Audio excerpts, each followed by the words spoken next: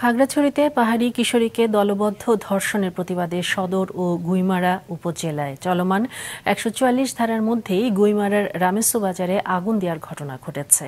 এতে বেশ কয়েকটি দোকান পুড়ে গেছে। এ সময় বাজারের পাশে থাকা বসতঘরও আগুনে ক্ষতিগ্রস্ত হয়েছে। এ ঘটনায় ১১ সেনা সদস্য ও বেশ কয়েকজন স্থানীয় আহত হয়েছেন। বাজারের দোকান মালিকদের অধিকাংশ পাহাড়ি বলে জানা গেছে। এ ঘটনার পর এলাকায় থমথমে পরিস্থিতি বিরাজ করছে। এলাকা জুড়ে আইনশৃঙ্খলা রক্ষাকারী বাহিনীর টহল রয়েছে। এর আগে দুপুরে আইনশৃঙ্খলা রক্ষাকারী বাহিনীর সদস্যদের সঙ্গে অবরোধের সমর্থনকারীদের পাল্টাপাল্টি ধাওয়ার ঘটনা ঘটে।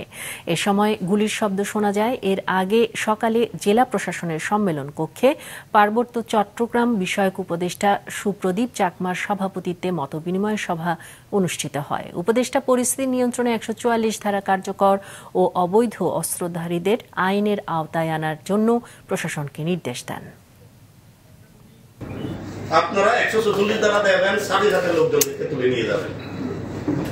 কোনো কথা নেই এখানে, অসুবিধা কোথায়? আপনারা করেন না কেন? ১৪৪ ধারা দিচ্ছেন, এটাকে একবারে পানি বানিয়ে ফেলছেন। আগে তো ১৪৪ ধারার নাম শুনলেই লোকজন ঘর থেকে বেরোন না।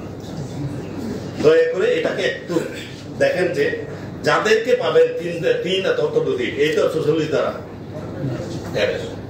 কোনো কথা নেই। প্লিজ এটা হওয়া দরকার। আদারওয়াইজ কিন্তু আপনাদের মব কন্ট্রোল করা খুব দিকদার হবে।